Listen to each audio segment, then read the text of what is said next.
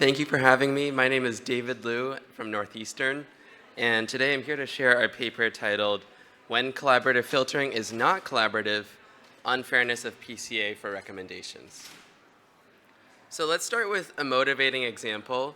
Let's say I have some music data. I have N users, M items, and for each user I know who they've listened to, which artists. One very simple thing we might do for recommendations is take a low-rank approximation of the matrix.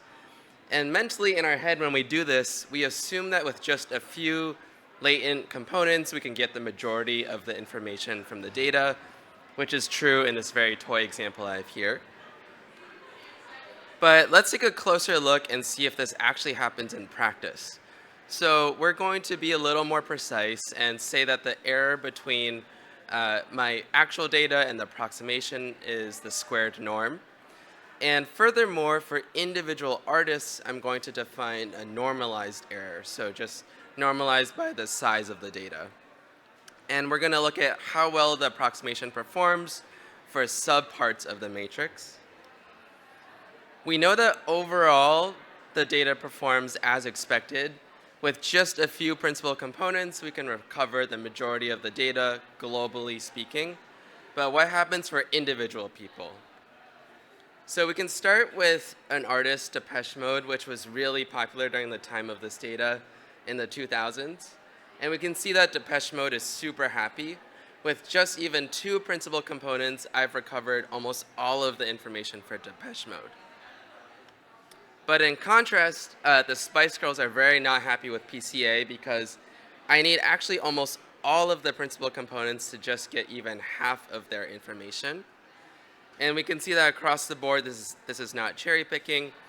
Even though globally there is diminishing returns with fewer and fewer components remaining, for specific artists, they actually rely on individual components.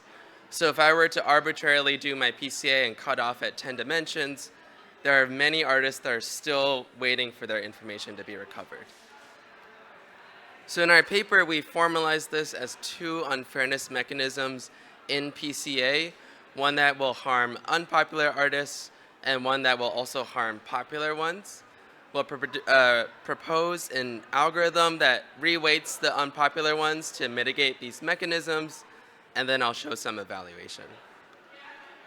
So in terms of unfairness mechanisms, very brief refresher on PCA, we're finding R principal components, but for the purpose of the talk, I want to focus on the projection matrix. So we get an approximation that is our original X multiplied by the projection.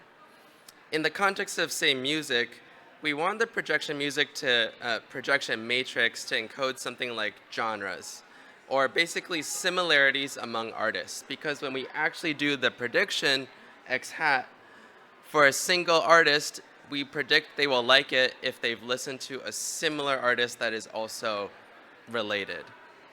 So maybe that was a little bit hard to follow. Let's look at a very toy example. Let's say I'm Spotify. I want to figure out, does this person like Taylor Swift? And I've looked at everyone else they've listened to. I also have the similarity between Taylor Swift and all the other artists. So in this very toy example, the person has listened to Beethoven, but Beethoven is not very similar to Taylor Swift, so we say, okay, probably they don't like Taylor Swift. The key here, though, is that really it's the similarity among the artists or the items that is crucial for a good recommendation. Now the question is, does PCA actually give us good item similarities? The first unfairness mechanism is quite similar to the motivating example, which is showing that for the very popular people, with just a few components, I could recover half the information. But then for the very unpopular artists, I need almost all of the components just to get half the information. So that is pretty straightforward, perhaps.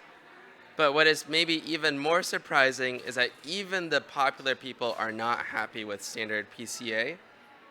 And here what we observe is, let's go back to our prediction. It consists of two parts. The first part is this term of how much an artist is similar to itself. And a second term is how similar is that artist to everyone else. And really, that's the part that's important for prediction. I care about who else you've listened to, and I can use that to give a new recommendation. What we see is that in PCA, actually, the popular artists are so unique that they're uncategorizable, and PCA will specialize in individual popular artists. So, for example, Taylor Swift becomes so popular, she's not really a pop artist, but more a category of her own. In practice, what happens is that in the projection matrix, she's only similar to herself and not similar to anyone else, and that yields poor predictions.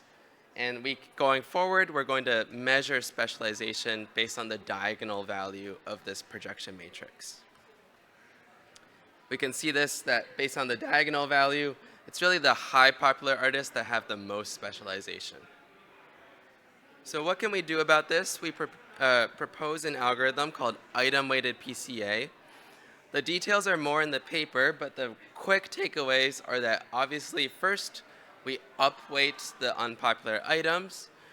From an algorithm point of view, what is tricky here is we still want to preserve convexity, and we also want to preserve the fact that we're determining discrete principal components. So we don't want some continuous components. We want to fix our discrete ones. And to do all of this in polynomial time, you can see the details, but this algorithm does achieve all of those constraints. Now, there are some baselines here. There's vanilla PCA. There's also a very trivial baseline of just normalize your data before you do PCA. We're going to call that column normalized PCA. What is interesting is that our algorithm encapsulates these two and allows us to interpolate between them as well.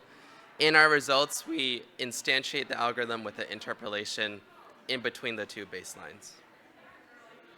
Now let's actually look at some results. We use some standard recommendation data sets, Last.fm and Movie Lens, and then we also have the three algorithms, vanilla PCA, column normalized, and our item-weighted PCA. In terms of evaluation, I'm going to start with just, do we mitigate the unfairness mechanisms that we identify? So first there is, do we reduce specialization? Second, do we actually increase collaboration among similar artists, the whole point of collaborative filtering? And then very finally, do we actually improve the downstream recommendation? In terms of specialization, our item-weighted PCA is somewhere in between vanilla and column normalized. So improving upon vanilla, but not as much as column normalized. In these plots, lower is better, meaning less specialization. And I know I'm going through this part quickly, but happy to take questions in the Q&A.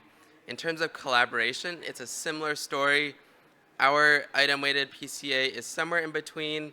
So increasing collaboration on top of vanilla, not as much as column normalized per se. But it's in the downstream where all of this comes together. So in the downstream, our algorithm outperforms both of the baselines.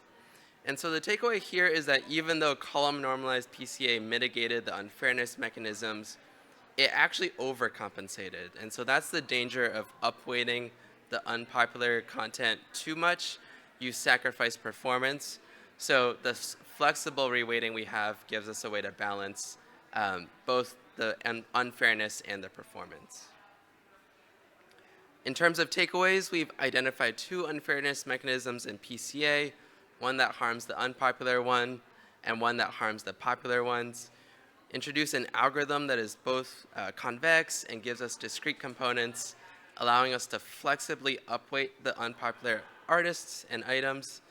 And really, I want to leave you with an open question, which is, going forward, what are other areas in which we can understand the underlying unfairness mechanisms that are leading to the unfair outcomes?